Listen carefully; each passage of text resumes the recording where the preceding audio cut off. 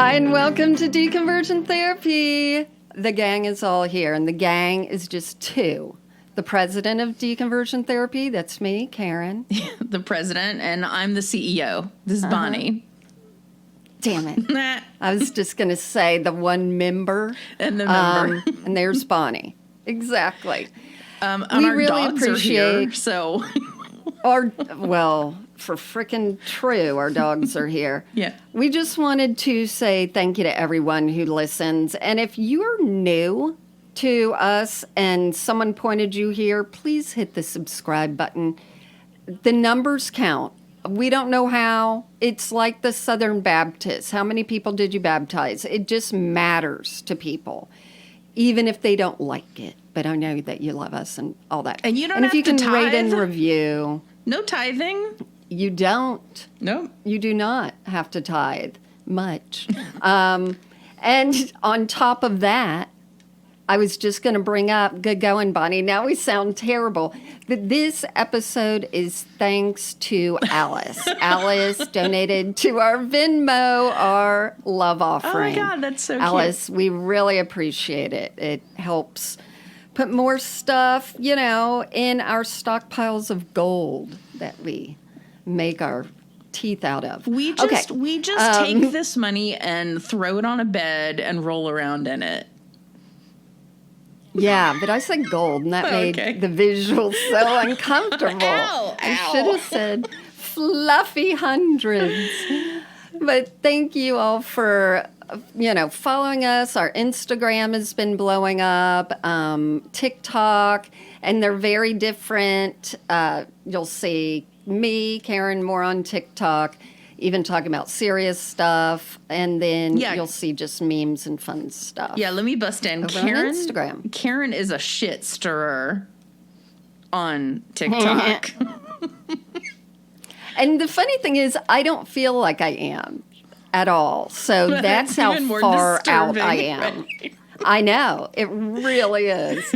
And I've been seeing a lot of younger people on there in the sort of deconstruction, deconversion, ex-Christian arena. And I keep coming across one person who keeps saying, now, I've never heard this subject talked about from anyone in the deconstruction community, but, and they say something that maybe we've said 4 years ago, which is fine. It's like totally fine. It's what I love about it is that there's so many new people coming to it, and there's so much information now, where 4 years ago, there were so few of us. And if someone said something, you would be like, oh, yeah, that's a Chrissy Stroop saying, that's a this saying. So I just love all the new people and out there. The thing that you posted the other day about purity culture being the reason that this poor young woman showed up to the emergency room with back pain and then delivered a baby. Unbelievable. And so serious. Right. But I just am fascinated with the day-to-days of that. Like day 30. And I have those dreams still. By the way, after purity culture, that I'm pregnant and I've got to figure out what to do. And so they'll sit on toilet seats. And they're so strong that like every now and then I think, hang on, was that real or is that just a recurring dream that I have over and over again? Where I haven't had that one much. And what Bonnie's talking about is a 19-year-old girl, I think her last name was Treviso, still is. She was in high school, got pregnant, ended up in the emergency room with back pain and her mother there. And what I'm thinking is either the baby started crowning and she knew it and felt it, and she got up and went in the hallway and went to the bathroom. Right. And it said for a while, and then she came back out and got back in the bed, and the cleaning people went in right after, and they're like, there's a past baby in the garbage can. And I'm like, did she go in there and deliver it that quickly on her first baby, or did she pull it out of her? Oh, God. To get. And what about the umbilical cord? I know. Sorry, guys. That's not our podcast. But I'm just saying. But you are asking the questions that I was asking, but I was asking them like in the lead up, in the run up. Like, and P.S. If you know that you're pregnant and you're going to the hospital, why would you bring your fucking mom? You know? So, and there you go. I mean, the purity culture situation with her, I don't think her mom was letting her baby go anywhere without her. I'm going to take care of you. I'm in charge of you. I, quote, own you. And so when the girl was like, I'm not pregnant, well, there's a baby in there. Yeah. Well, it's not mine, you know, and just telling her mother still that she had never had sex. Crazy. But absolutely crazy. The back pain thing makes me think, did she know? You know? Because I don't exactly. I know. And then, of course, I go to the plot line of the first season of Mad Men. And I'm sorry if I'm ruining a 10-year-old show for anybody, 10-year plus. But when Peggy went to the hospital, she didn't know she was pregnant. Anyway. It happens. Yeah. I have a relative on my husband's side. She didn't know until she went to the bathroom, and she was living at home with her parents. She didn't know. Oh, my gosh. And the parents didn't know, because you can psychologically suppress it, and you can still have periods. You can? And it happened. Oh, my God. Yeah. All of those people still, at least had light periods. Speaking of periods, let me just tell you that I'm reading Jane Fonda's book, and she didn't get her period till she was 16. And I'm sorry if any guys are listening and going, la, la, la, la, don't hear this. But she said she wanted to be in with the crowd so much that she would pretend that she had the worst cramps of anybody and buy the supplies. Yes. And have no clue what you're talking about. Right. Back to what we're doing here. We're starting a cult, etc. Follow us on the social media. We have a Facebook group. We have merch, all those things. I was going to tell you, I did a TikTok a while ago about a group of Christian young people, hundreds, they said it was thousands, marching in the street with Jesus flags during Pride Month in Seattle, I think. I remember this. And the saying was, especially during Pride Month, people don't know what real love is. We want them to know it's Jesus. So it was like this counter march in a very accepting city. And people some are appalled, some love it, all that. And I've done some research into the group because people are like, I didn't know we had that many Christians in Seattle. So it's actually a, quote, nonprofit traveling revival tour. And it has these 5 guys who are buddies and super young, and they're in charge of it. And I guess they recruit from the local areas, plus maybe tell other churches, hey, travel here with us. So you can go to their website or go to our TikTok, and you're going to see the cities that they're going to be coming to because they're doing one a month for quite a while. What a great excuse to travel. It's not bad. Mm-hmm. They're going to be doing, let's see, Portland, Denver, San Francisco, Sacramento. So when you see all these people coming, first of all, it's annoying. And guess what? They will not get arrested. They will march and no one will say anything. And also, if just Muslims did that, oh my God. Yeah. But it's such a social dynamic because they're all like the young and cool. Like if we were in youth group and we were like, let's get together with other churches, you're like, I am ready to see what kind of boys they have at Second Baptist down on East Lakewood, And so you go and you do have like this excitement for Jesus, and you think you are with social dynamics, helping other people, and people go, look at God's light shining, or whatever the hell. One, they are not.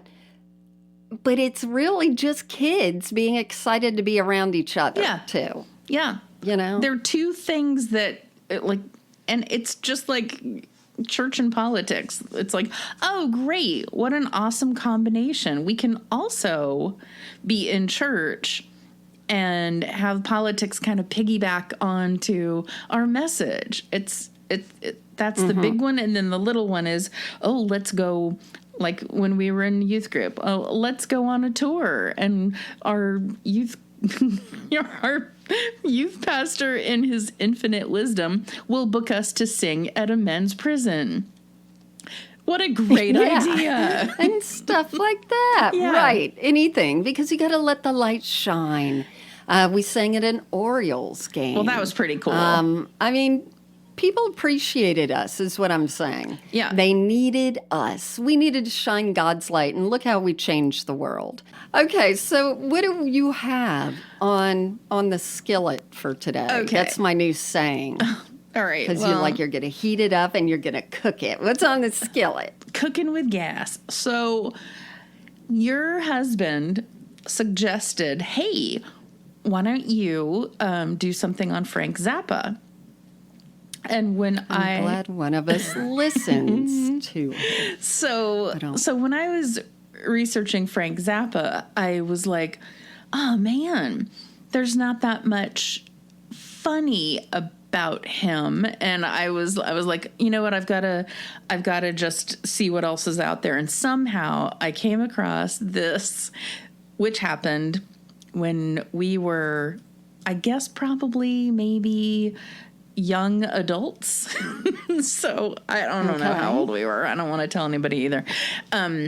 But it was back in the day where there were only 3 networks. And so I just wanted to, let me just pause right there and say, we'll get to Frank Zappa later, because today is not about Frank Zappa. Because I'm like, oh my God. I know. I thought we were talking about Frank Zappa. So I'm like, tell them who Frank Zappa is. Right.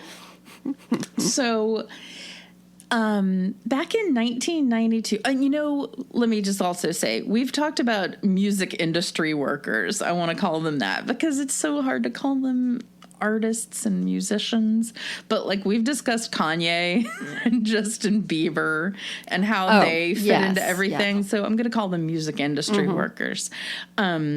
So this is going back a little bit further to 1992. And just as a reminder of what 1992 was like, for you, it's a reminder. For some people, it might be first hand in, or like the first time they're hearing this information.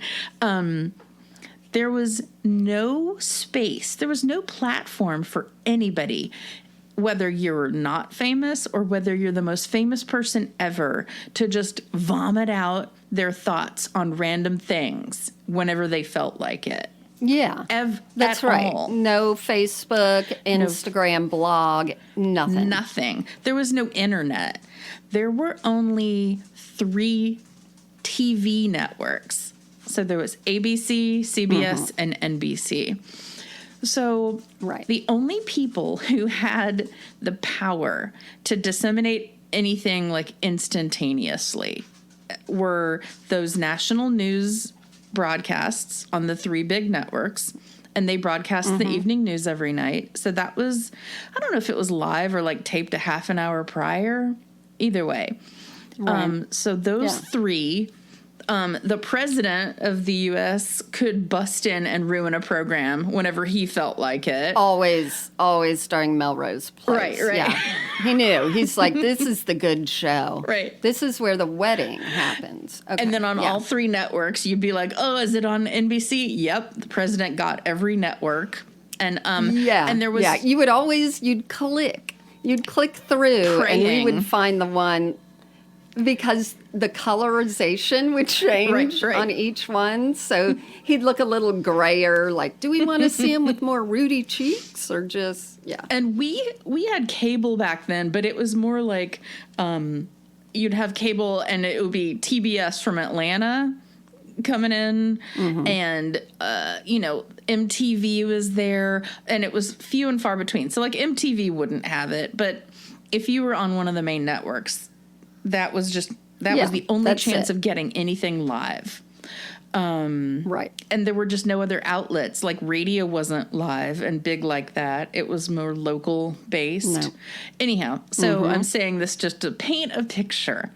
And then if you were a famous person who wanted to comment on something that was important to you, you couldn't take to TikTok and go talking about things and stirring shit up. You had to wait until somebody from a magazine outlet or a paper came to interview you. And exactly. That's what I was going to say. Someone had to approach you. Yeah. And at that exact time with that exact question. Yeah. Yeah. And if you knew you had the attention of an interviewer, you would, you'd think, oh, well, this is what I want to talk about in the interview. And whether they decided to put that in the article they were writing, that was up to them. So you had so many things kind of holding you down. So the other outlet for being able to say something to everybody watching in an instant where it was happening was Saturday Night Live. So that's why being on live every Saturday was a big ass deal. And to me, the idea that no more shit went down than went down over all those years, and still to this day, it's phenomenal. Yeah. I mean, I can't believe nobody's been murdered on air or, attacked or... Well, we have seen some careers die. Right. So, speaking of which, so this is who I'm talking about. In 1992, Sinéad O'Connor, who was blowing up in the world because she did a rendition of the Prince song, Nothing Compares to You, the number 2, the letter U. Bonnie is doing some hand gestures. Right. So too legit to quit. Oh my God, I'm going to mention him too. That's terrifying that you said that. You'll know why later. Okay. Everyone who did hand gestures. So it's 1992. She's an Irish singer, and you have to keep in mind that she doesn't even call herself an artist. She called herself like a protest singer. But Nothing Compares to You had blown up maybe a year and a half earlier. It was like the number 1 or number 2 song of the year here and in England. And the video was just super stark. And it was just a close up on her beautiful face. And she has her head shaved. That's just her thing. Right. And so when she's singing this song, it's not overproduced or anything. It's just her face. So the video, when it would come on MTV, you'd be like, oh, there it is. there's her big face singing this kind of sad ass song. Go look up the song. But voice as strong as a bell. Like so she had this strong, really good voice. Beautiful features, so that like the lack of hair just made her beautiful, Irish features. And we Irish are very proud of our features. Stand out even more. So, okay. So back in 92, she's the musical guest on Saturday Night Live. And she's going to do an a cappella version of a Bob Marley song called War. And she was planning this as a protest song against the sexual abuse of children that was happening in the Catholic Church. But she didn't... 92? Yeah, 92. See, okay. You're that seeing... wasn't happening then, Bonnie. We've only heard about it in the last 5 years. Well, you're beating me to my point. You're stealing my thunder. Oh, I'm sorry. Okay. So this was her plan. But she didn't tell them that was her plan. So what she told the producers at Saturday Night Live was, I'm I am going to be holding up a picture of a starving child. So, yeah, sure, at the end of the song. Oh, yeah. And she had asked the producers for the song to be shot with just one camera for dramatic effect. And she had these candles in front of her. So, usually they shoot with a few different cameras, like one on your face, a close-up, and then a long shot and one from the side, whatever, so that the people in the booth can go, cut to a long shot of just the big stage. But she was like, it's going to be really dramatic, blah, blah, blah. So they said, okay. So she's doing her song. It's a cappella. It's really dramatic. She's wearing this long white dress. And she's still got the head buzzed and everything. So she's singing, and the camera's on her. And at the very end of the song, she pulls out this 8x10 color photo of the Pope. And I was like, I don't know which Pope it is. It's an old white guy, and that doesn't narrow it down. I know. So I had to look it up. It's all interchangeable. So it was Pope John Paul II. I'm like, that's who I pictured. And that's not half of the Beatles. They all get like a John and a Paul and a, it's never Randy, whatever. So she holds up the picture of the Pope.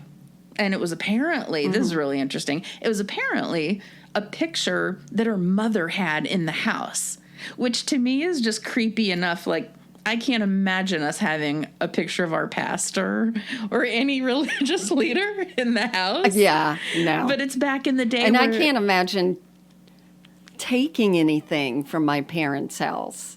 Yeah. That's what I'm horrified. I don't know that she took the exact picture, but it was like the one. Oh, I thought you meant she took it off the wall. No, but she wanted to rip up the one that her mother had in the house.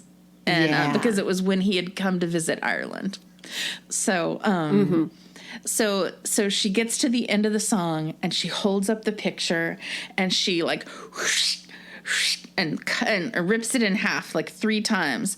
And says, fight the real enemy, and then throws the pieces on the ground. And everything was silent. And so it was really interesting hearing all the different people's takes on what was happening at the show. Paul Lepel, who we know from being in front of the camera now on TV shows like 30 Rock and Girls 5 Eva. Which I love. Yeah. I know. So she was a writer back then on SNL, and she somewhere was quoted saying, "Oh my God, the people in the booth had no idea what to do." I bet. I bet, yeah. Because you just didn't have this kind of drama happening, which is so weird to me because it is live television. Anyway. And they had no camera, too, because Sinead was so clever. That's right. My God, I didn't know that part. I know. I was putting those pieces together today going, that was actually very clever. And she changed the song not too long before the day of the rehearsal and the day of and the live version. Anyway, so let's see. So Lorne Michaels, to his credit, they didn't use the less. And he is. Lorne. He's the head of SNL. He's got to talk to the people who might not know who Lorne Michaels is. These heathens don't know. So Lorne Michaels, still the executive producer and showrunner of the whole the SNL thing. When they air the show on the West Coast 3 hours later, for the poor people in California, it's recorded. They just have to kowtow to the East Coast. So what they have the option of doing on Saturday Night Live, if something really bombs or goes awry or gets messed up technologically, they can air the version from the dress rehearsal. And so, to his credit, they did not use the less controversial version on the West Coast, which is, I think, makes me like him so much more. Yeah. And at one point, he said, what she did was really brave. And also, at the end of the show, he didn't even keep her from coming out and showing up on the stage with the host, who was Tim Robbins. He let her come out on the stage and say goodnights to everybody. So, yeah. And that was huge back then. I mean, it'd be huge today, to tell the truth, still. If that happened, it would be huge. Fox News would just right. explode.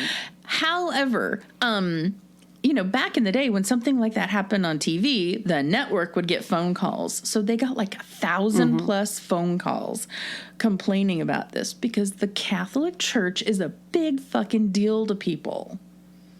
And I guess we don't realize how huge they were because we just never had any friends who That's right. firsthand, they weren't Christian. They we had Christian. No reason. They had pictures of their leaders in their homes. So let's see. So they got thousands of phone calls. When she came out of the studio, somewhere along the line, I read that she was pelted with eggs by passersby.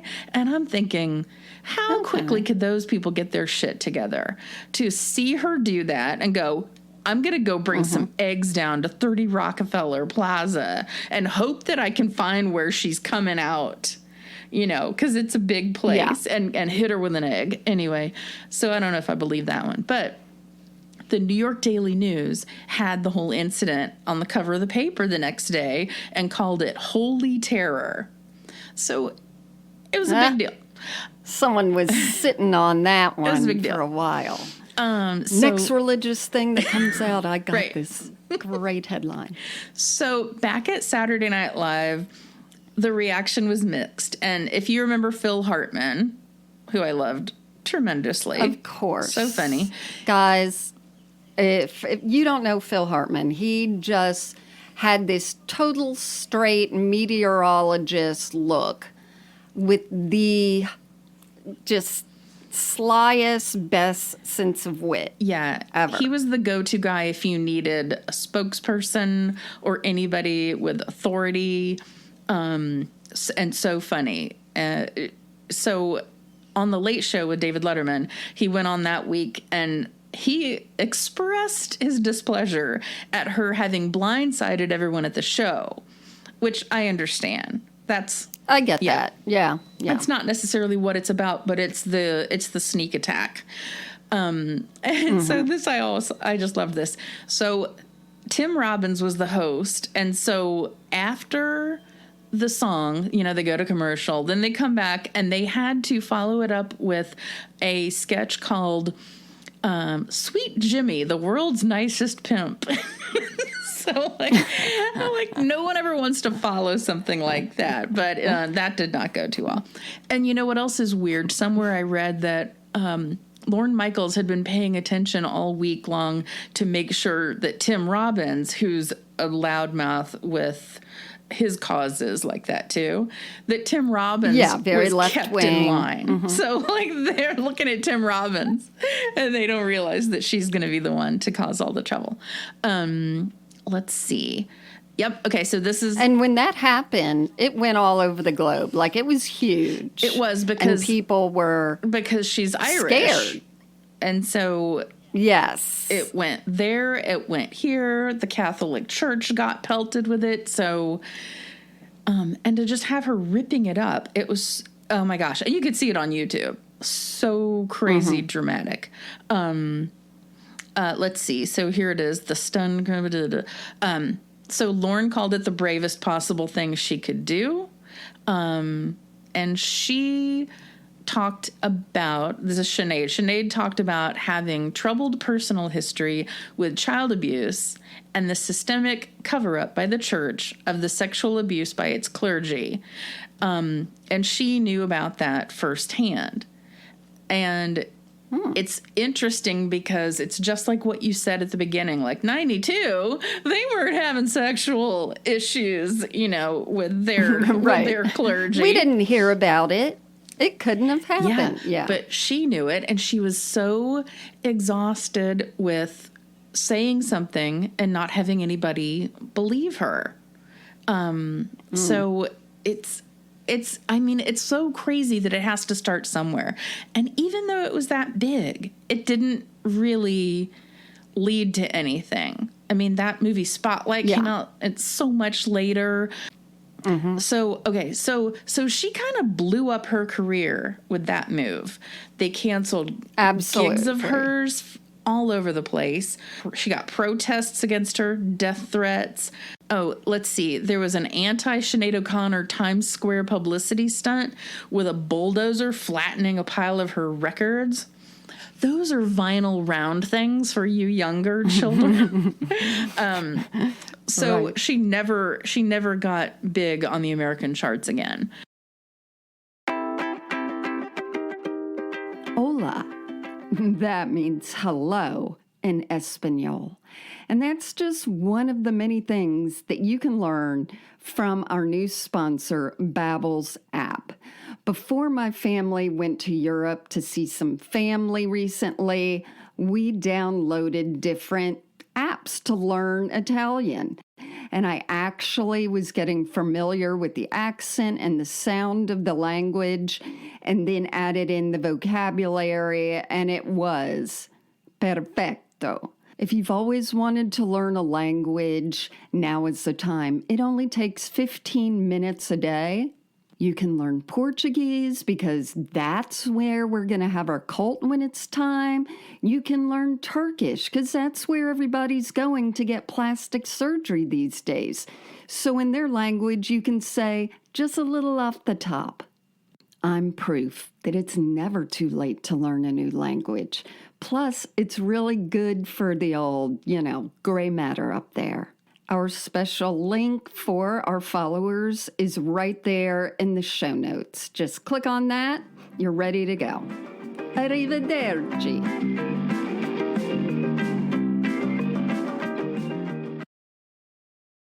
So here's what she said in her own words about it years later. Ahead of the SNL appearance, she had been pissed off for a few weeks.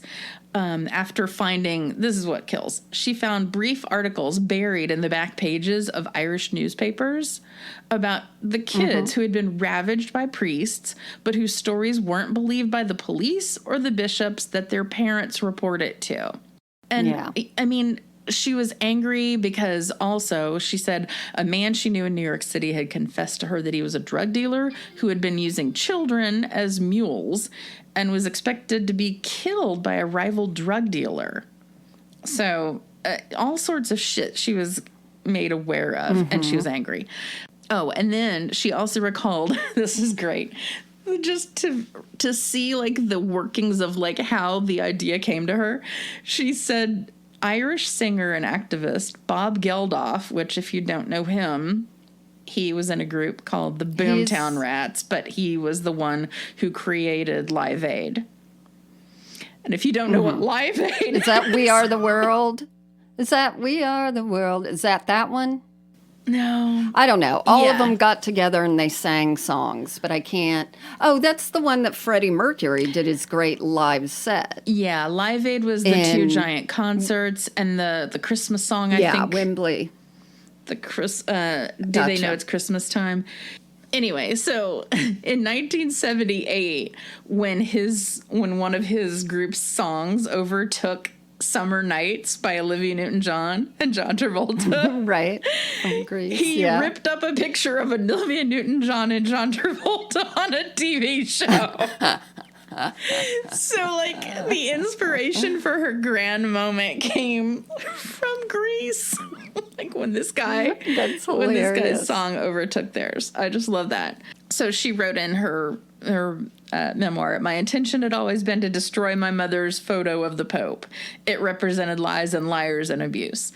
So back to the whole idea that she doesn't have any platform to explain anything afterward. She, like, maybe a month and a half later, she released an open letter linking her being abused as a child to the history of my people and charging the Catholic Church has controlled us by controlling education through their teachings on sexuality, marriage, birth control, and abortion, and most spectacularly through the lies they taught us with their history books. The letter concluded, "My story is the story of countless millions of children whose families and nations were torn apart for money in the name of Jesus Christ." Like, wow. It's always the same shit.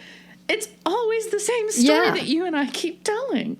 So, all right, so back on a little bit of a lighter note. Here's some reaction of some other famous people to her stunt. Okay. And let me just say that years later, these bully Italian guys were on the wrong side of history with what they said.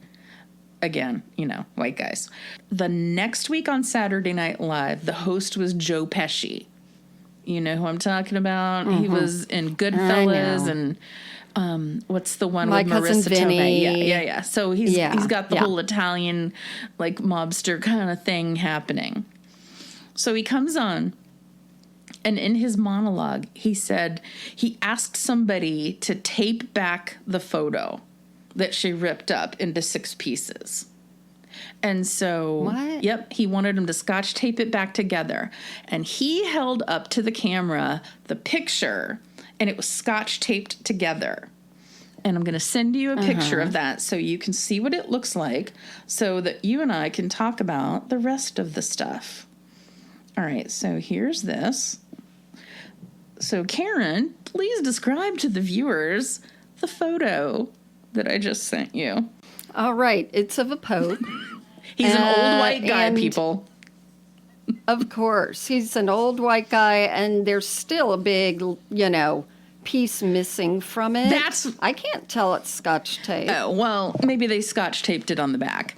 Okay, so I'm excited because we didn't plan this, but yes, there's a little triangular piece on the top left that's missing. And so I guess you don't know your trivia, but do you know who you love who was on SNL at the time who has that triangular piece? David Spade. Yep. He said, wow. He said he was like watching it go down and he saw all the pieces on the ground and he scampered over and grabbed one thinking, oh, I've got a piece of history. Oh my gosh. Yep. So that's just a fun aside. So Frank Sinatra. That guy. So Joe Pesci though, let's see. Yeah. What was his I don't agree with that, and now I am going to be unoriginal, yet get screen time and hopefully as many articles by showing it stuck back together? No. His take on it was, in the monologue, he holds it up to the camera and says, "That's better." And then he says, "I think that's a lot better. She's lucky it wasn't his show, because if it was my show, I would have gave her such a smack. I would have grabbed her by her eyebrows," because she doesn't have any hair. Yeah. So he would have beaten up a lady, because that's not right, because it's his like this Pope. I know. I don't like it either. All right. And wow. with his, And I mean, that goes back to what she's saying. A white guy who thinks he can do anything, including physically do something to a woman. Fantastic. Yep. Including Joe Pesci, you are now dead to me. of mine an enemy. Yep. And another mobbed up white guy who was influential at the time tacked on Andrew his 2 cents as well. She did one time refuse to perform somewhere because he was on the show, which I kind of think. Andrew Dice Clay, if you guys don't know. Yeah, I know this whole episode is and if you didn't know this, and if you didn't know this person. Right. He was controversial and very misogynist. Anyhow, so at the time, Frank Sinatra chimed in and said she should have her ass kicked for that. Yeah. Well, he knew how to do that. He knew how to treat a lady. Yeah. So. Yeah. Okay, then a little time after that, Madonna was a musical guest on the show. Her reaction was twofold. In some kind of interview with the Irish Times, Madonna, and again, an interview. So they had to have the attention of the person doing the interview. And that's also, and she got all these interviews, Madonna, at the time, because she had been working on and was getting ready to put out this book of erotica. And I think it was just called Sex. The book was called Sex. The album was called Erotica. And so it's like a coffee table of her, with a cigarette in her mouth, hitching a ride on the streets of New York with no clothes on. And so it was a big to-do back then. So she's telling the Irish Times in her interview when asked about the Sinead O'Connor issue, I think there's a better way to present her ideas rather than ripping up an image that means a lot to other people. And then Madonna says, if she's against the Roman Catholic Church and she has a problem with them, I think she should talk about it. I'm like, well, really? Who do you think she's going to talk about it with? For God's sake. So I think Madonna was really thinking, I wish I had done that first. Because, Madonna was, and somebody said, like, you know who sadly made this comment? Bob Guccione, the publisher of, I want to say, Hustler. Is he the Hustler? Okay. Anyway, he was the Larry one. Flint? So that movie. So in an editorial in Spin magazine, he defended Sinead O'Connor, saying that Madonna savaged her in the press, obviously to fuel publicity for Sex and the sales of her new album. But when the Sinead controversy threatened to siphon some of the attention from the release of Sex, Madonna conveniently found religion again. Okay. Yeah. It's just so disgusting how everybody is following the money, and it makes me like Sinead more, even though she's quite over the top as a shit stirrer. At least it's coming out of honesty. Yep. Yeah. And she's not going to benefit. Yeah. So let's see. Okay. And prior to all this, in 1991, Sinead O'Connor had told Spin magazine, Madonna is probably the hugest role model for women in America. She says, there's a woman who people look up to as being a woman who campaigns for women's rights, a woman who, in an abusive way towards me, said that I look like I had a run-in with a lawnmower and that I was about as sexy as a Venetian blind. And she goes, now there's the woman that America looks up to as being a campaigner for women, slagging off another woman for not being sexy. Like, so these people. I agree. Like, yeah. People are like, okay, Madonna is this edgy, powerful woman, but they really are attaching to the kitsch of it all, and they're not seeing the bigger picture of how easily she sways to find your wallet. Yeah. And what she does, because then she came out with the whole song with the Black Jesus, where she's like doing sexual stuff with him. So she's all about. Was it like a prayer?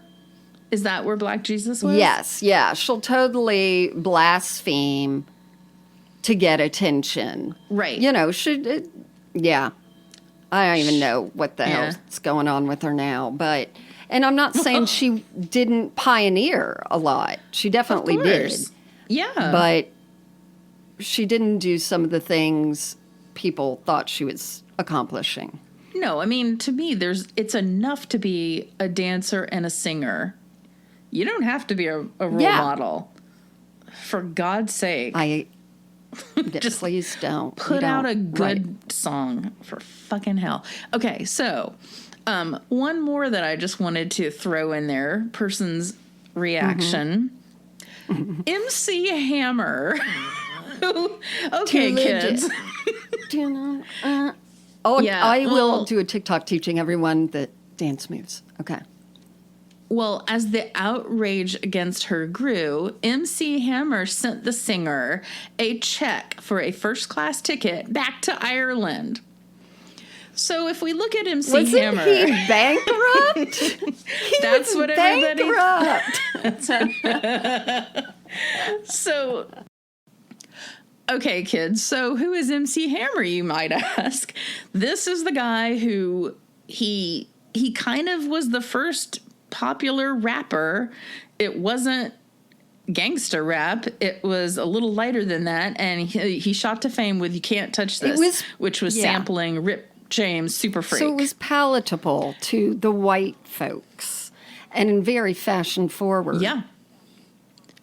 Well, he is really well known for pants that were inspired by harem pants, but they were snug around the ankle, but there was so much fabric in the inner thighs, you could spread your legs and do a split and do a crab walk and have all of this fabric. Yeah, they were so much more. I'm going to give you a picture to post. Sure. And one of your legs could be purple and the other red. It was very exciting times. This was... and if you if you put your legs up, you could sail a boat. There was so much fabric. So there was so much fabric in the middle in your inner thighs that you could spread them apart and sail a boat. It wasn't for comfort. It wasn't like mildly exaggerated. It was really absurd. And it coined the term hammer pants. And there's an entire entry in Wikipedia for hammer pants because he started selling them.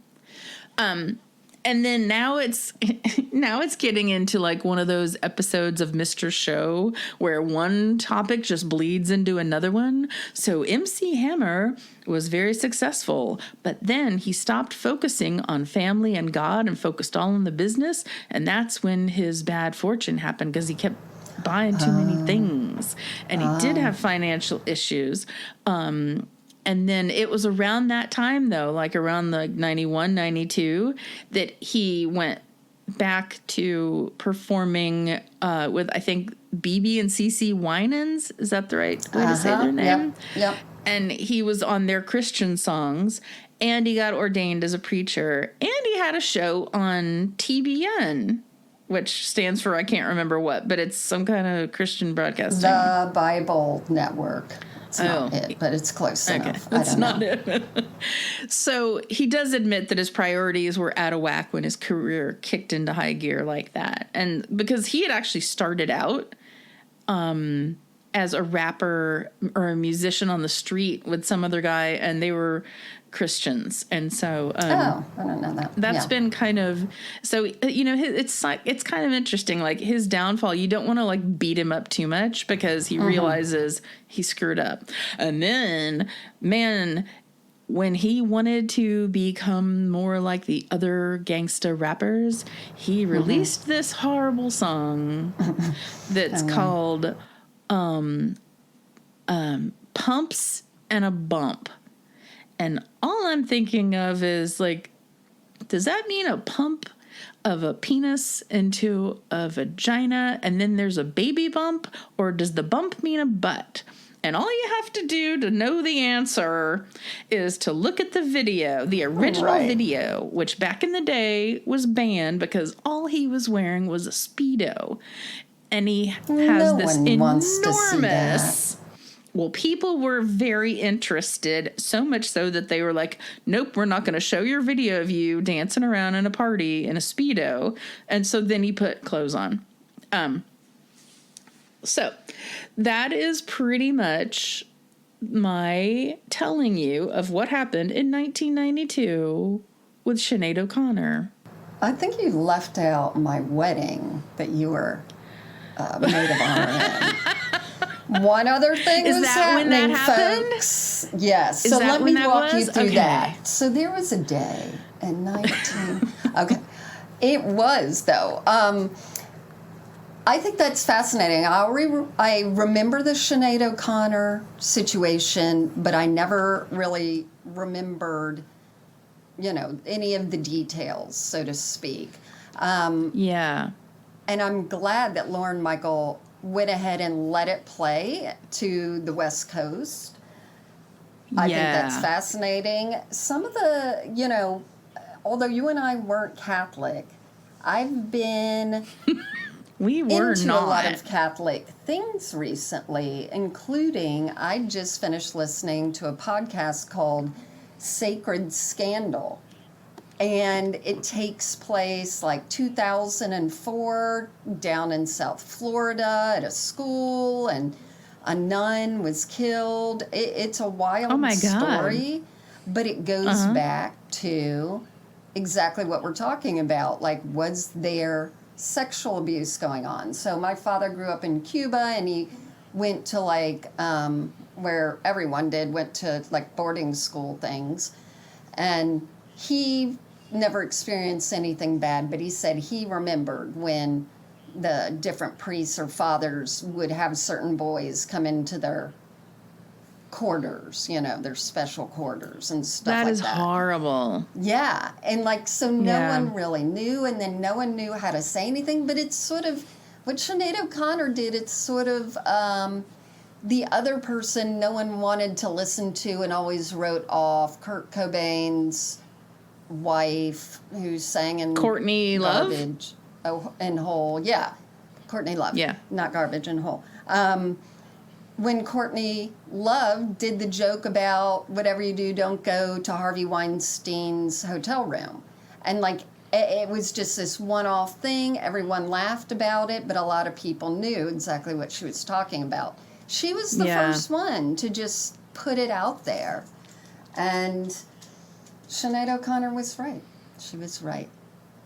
And speaking of people to put it out there before anything really broke, if you go back in 30 Rock, they were making these jokes about this stuff. There was a Weinstein joke and there was a Bill Cosby joke. And it's because it was this secret that wasn't a secret. Right, exactly. That everybody knew, and it was just... I'm so excited something happened to, like, fuck those fuckers. I know. And I want so many others. Like, I am so ready for all of it that's going to happen, hopefully soon. But, yeah, I have my little Tina Fey Saints candle right there. Talk about Catholic. We'll talk about 30 Rock. Well, thank you. That's fascinating. I'm so glad that you told me that it was during the time when you were getting married, because it puts me in mind of what we were doing in life then. Because you were trying on a purple taffeta dress that I thought complimented every body type. That's what was happening. It did. And it looked nice, as your mom pointed out, with the carpet and the pews in the church. Yeah, church. Because you were talking about having green first. And it wouldn't have looked good. My God. Yeah. 92, I was also thinking, I think that's, then we moved to Australia, and there wasn't much American TV. There was like one channel that would show reruns during the day, and the only thing that would come on was Young Guns, which did not make it here. Exactly. It's like I never heard of it in America. Who did it have in it? Stephen Baldwin. It was like these 3 or 4 young cowboys that would, I don't know. It was a TV show? Yes. Okay. And it could have been Josh Brolin, but... Yeah, I had to watch anything with an American accent because I was so, homesick. And then in the evening, I don't know if it started then or when, was Melrose Place. And it was very rare for an American and Australian season to match up. Like usually you would get it 2 years later or whatever. And I think that one matched up. Okay, wait. Oh, Young Guns. Oh, I think, is that a TV? There might have been a... it was probably the TV version that spun off from the film. It definitely was. And all of it was sad. But if we're just going to, or maybe it was called The Young Writers? It was The Young Writers. I'm sorry. And that's, came out of the same thing. But I've just got to tell you who was in it, because you will die at the photos. Josh Brolin, still gorgeous, gorgeous man. Handsome. Stephen Baldwin, back then, he had long hair and still with his weird lips. It was amazing. And And now we know he's the Jesus freakiest of all and is Justin Bieber's father-in-law. So everything comes down into a circle. Full circle. Oh, my gosh. But yeah, if people want to listen to that podcast I was just talking about, and I had just finished something else Catholic-y. And it was, I watched this a while ago. It's called The Vatican Girl. That is some weird ass shit there, because it is about a young girl, maybe in the 80s, who just disappeared, and very few people live within the Vatican walls. And so her family were workers for the Vatican. So she lived there, and she disappeared. And there's quite a few, like, was she taken just by crazy people? Was she taken by this? Or there's some church connections. There's some priesty stuff. I want to know. I want to figure it all out. But everyone's too scared, except Miss Sinead O'Connor. Yeah. Well, there you go. Thank you for being here. And that's our show. It's a wrap. Good night, everybody. Goodbye. Bye.